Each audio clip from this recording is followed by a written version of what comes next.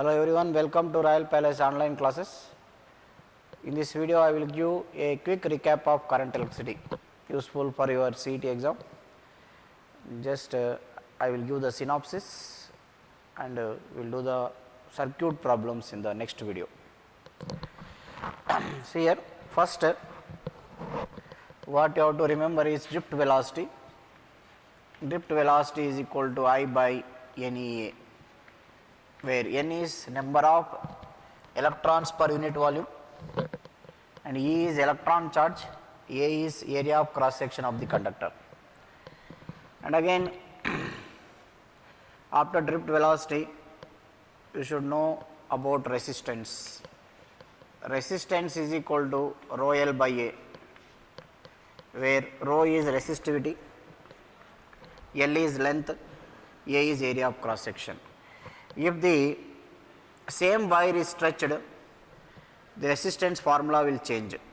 Suppose there is a wire of resistance R, it is stretched to double its length, then what is the new resistance? So, in this case we can't use this formula. What you have to do is, you have to keep the mass of the wire is constant. So, mass has to be constant. In place of A, you have to write density is equal to mass by volume, that is equal to mass by area of cross section into length. So, area of cross section is equal to M by dl you can write. So, this resistance formula will become rho L square d by M, that means resistance is proportional to L square. Similarly, you can eliminate area also. R is equal to rho. If you write, you eliminated area, next time eliminate length. Length is equal to what you can write, M by A into D by A. So, this you will get rho M by A square D. This is the formula of resistance. And resistance with temperature, you know, RT is equal to R naught into 1 plus alpha delta T, where alpha is coefficient of expansion of solids.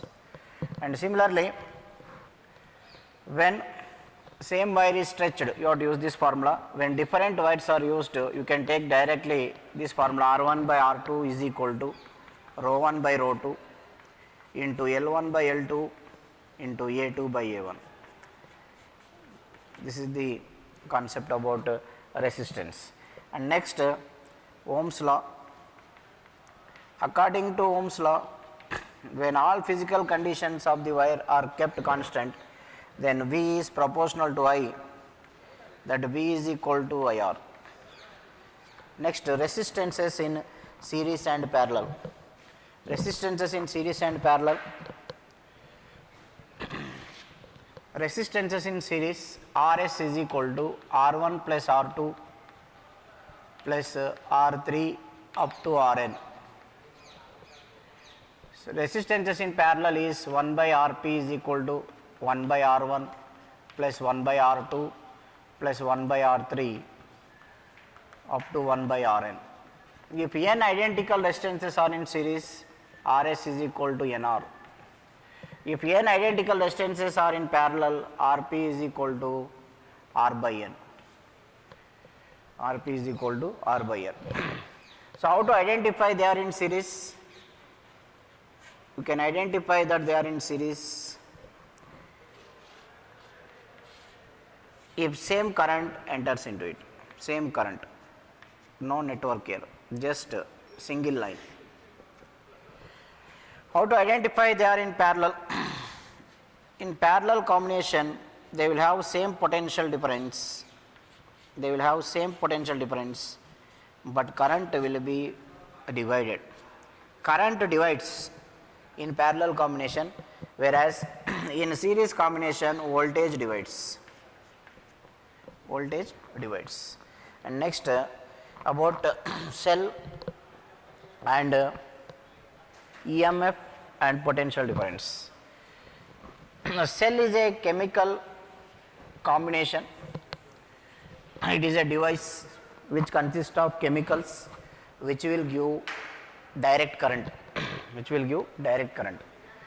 So, the potential difference across the cell when no current is drawn from it is called EMF. EMF is the potential difference between the ends of the cell when cell is in open circuit, when cell is in open circuit, cell is in open circuit, when cell is in open circuit. If no current is drawn from the cell, potential difference is equal to EMF. If cell is charging or discharging, potential difference is equal to E plus R minus IR. E plus IR when cell is charging, E plus IR when cell is charging, E minus IR when cell is discharging, where R is the internal resistance of the cell, where R is the internal resistance of the cell. The contents of the cell will have some resistance that we call it as internal resistance.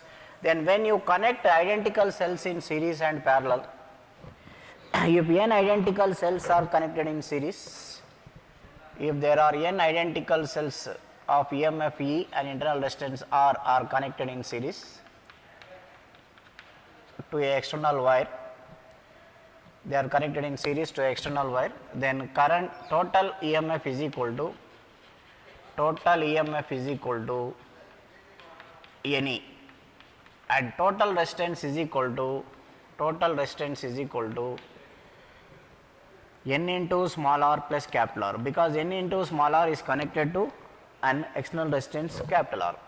Then current is equal to N into E by N into small r plus capital R. This is current in series combination. Suppose if n identical cells are connected in parallel, if n identical cells are connected in parallel and connected to an external wire, in that case net EMF or total EMF is equal to E, and total resistance is equal to small r by n or small r by m. M cells I taken connected like this, small r by m plus capital R. So, total current is equal to EMF by small r by m plus capital R, that is equal to m into E by r plus mr. If they are connected in mixed grouping,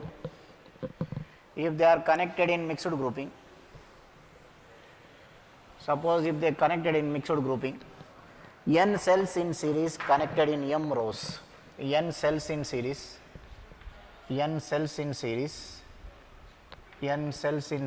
connected in m rows like this. So, resistance of each part, each set will be NR, like that NR, like that M are connected in parallel. So, NR by M, that is connected to an external resistance R. So, NR by M plus R is effective resistance. Then effective EMF is, net EMF will be equal to, net EMF is equal to NE. Therefore, current total is equal to NE by NR by M plus capital R. Then what you will get? MNE by NR plus MR. If current should be maximum, if you do differentiation, you will get the value NR is equal to MR. When NR is equal to MR, you will get current maximum. This is about combination of cells. After combination of cells, you have to know about Kirchhoff's laws.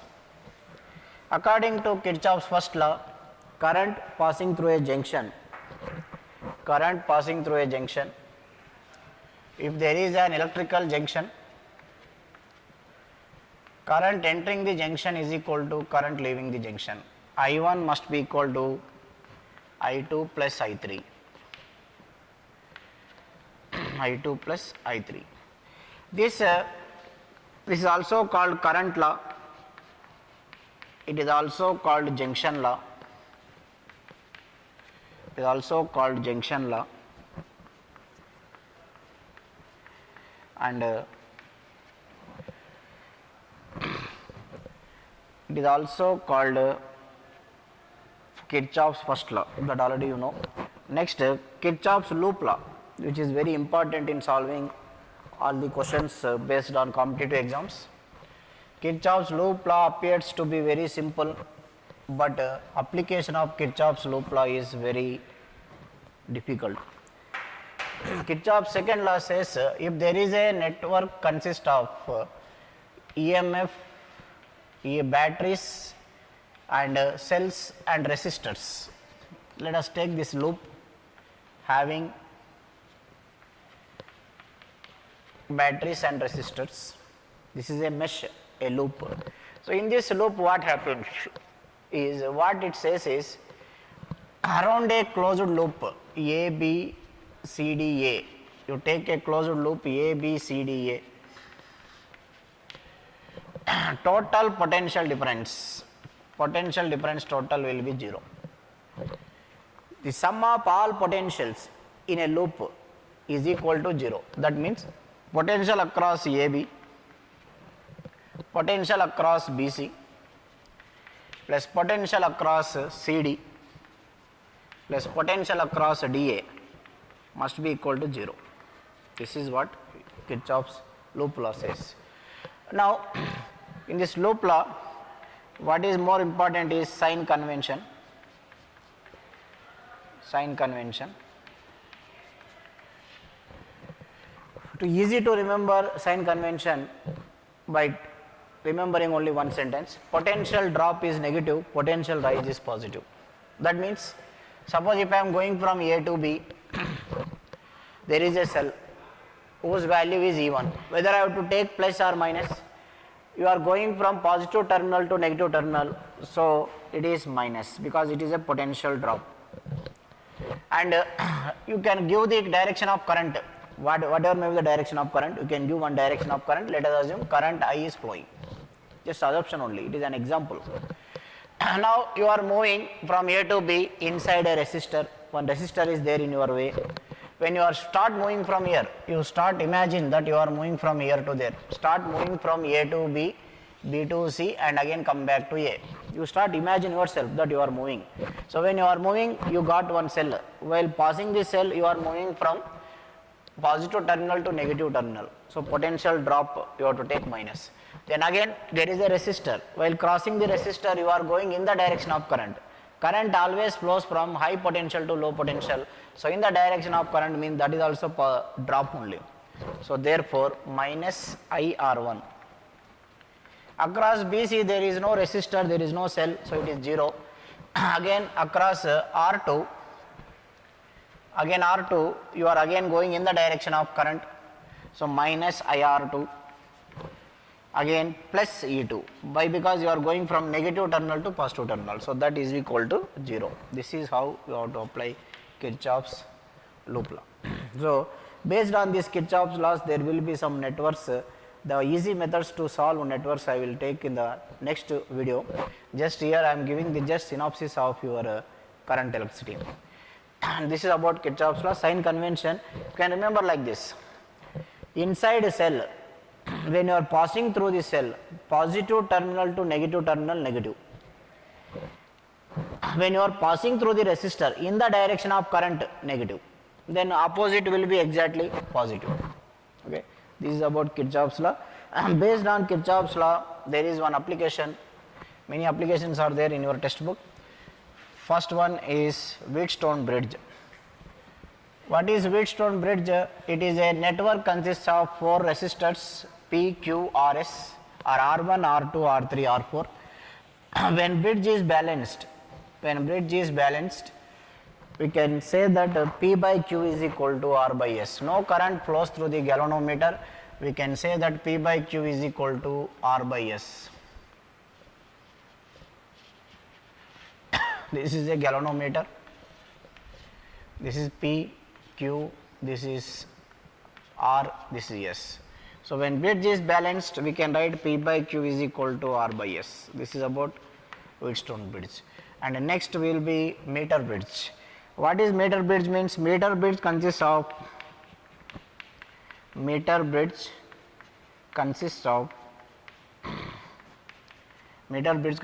left gap, one left gap will be there and one right gap, and there will be one wire.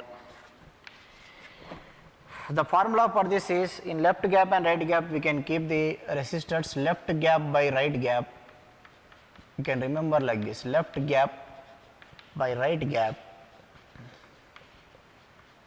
left gap by right gap is equal to L by 100 minus L, where L is the balancing length. Here one jockey will be there.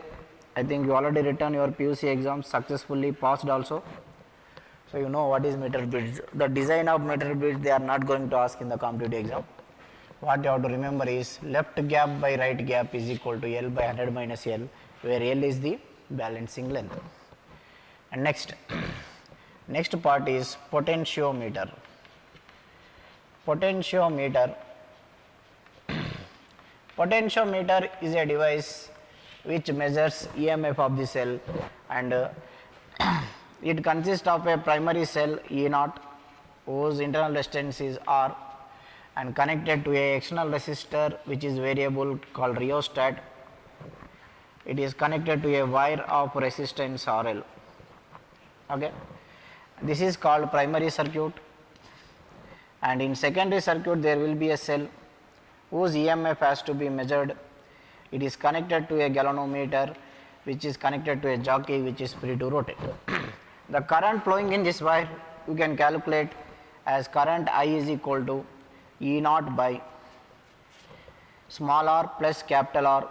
This is capital R, this is RL. Small r plus capital R plus RL. This is current flowing.